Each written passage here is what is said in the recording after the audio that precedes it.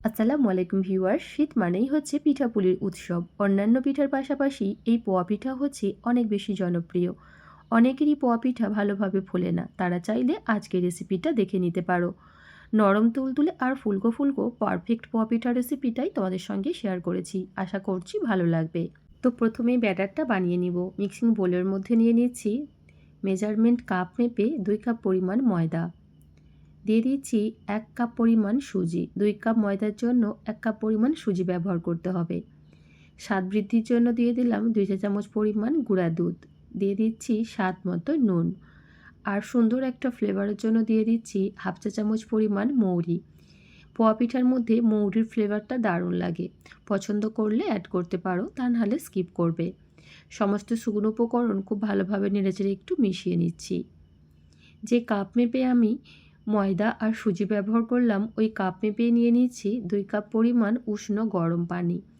আর এখানে অবশ্যই উষ্ণ গরম পানি ব্যবহার করতে হবে, এতে করে পিঠাগুলো একদম নরম তুলতুলে হবে আর সুজিটাও খুব সহজেই ফুলে যাবে, মানে নরম হয়ে যাবে। ব্যাটারটা খুব বেশিক্ষণ রেস্টে রাখার প্রয়োজন পড়বে না। এবার এখানে দিয়ে দিলাম মিষ্টির জন্য মেজারমেন্ট কাপ মেপেই 1 কাপ পরিমাণ চিনি। মিষ্টির পরিমাণ নিজেদের টেস্ট অনুযায়ী এখানে বাড়িয়ে কমিয়ে নিতে পারো, তবে এই 1 কাপ পরিমাণ চিনি পারফেক্ট মিষ্টি হবে। প্রথমে 1 কাপ পরিমাণ পানি দিয়ে খুব ভালোভাবে নেড়েচেড়ে মিশিয়ে নেবার পর বাকি 1 কাপ পরিমাণ পানি অ্যাড করে দিলাম। পিঠের এই ব্যাটারটা খুব বেশি পাতলা হবে না, একটু ঘন করেই বানাতে হবে। আমি এখানে ব্যাটারটাকে প্রায় 4 থেকে 5 মিনিট সময় নিয়ে খুব ভালোভাবে ফেটিয়ে নিয়েছি। আর নরম তুলতুলে ফুলকো ফুলকো পোয়া পিঠার জন্য অবশ্যই ব্যাটারটা একটু সময় নিয়ে ভালোভাবে ফেটিয়ে নিতে হবে।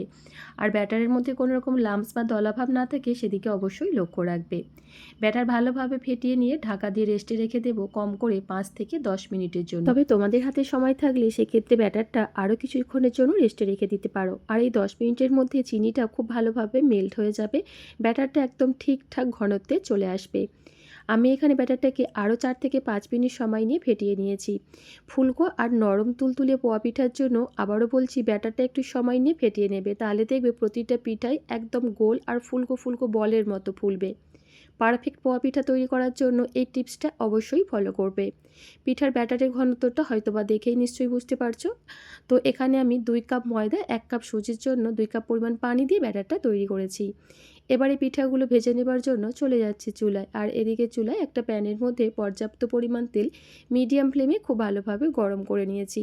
আর আজকের এই পোয়া পিঠাগুলো দেখতে অনেক বেশি সুন্দর, মানে গোল গোল তৈরি করার জন্য দেখো এরকম একটা আমি গর্ত চামচ বা হাতা নিয়েছি। আর এই চামচটাও আমি গরম তেলের মধ্যে খুব ভালোভাবে গরম করে নিয়েছি।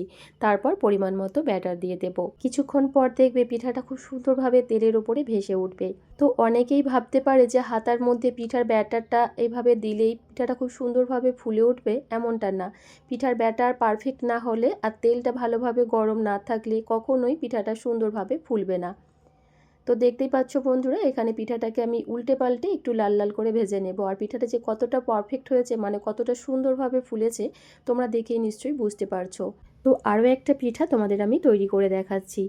তো পিঠার ব্যাটার তেলে ছাড়ার আগে অবশ্যই ব্যাটারটাকে আবারও খুব ভালোভাবে একটু ফেটিয়ে নেবে, তাহলে দেখবে পিঠাটা খুব সুন্দরভাবে ফুলবে। আর হ্যাঁ, তেলটাও খুব ভালোভাবে গরম থাকতে হবে। হালকা গরম তেলের মধ্যে কখনোই পিঠার ব্যাটারটা ছাড়বে না, তাহলে পিঠাটা ভালোভাবে ফুলবে না। আর অতিরিক্ত গরম তেলের মধ্যে পিঠার ব্যাটার দিলে দেখবে সাথে সাথেই চারিধারে ছড়িয়ে যাবে, কখনোই পারফেক্ট হবে না।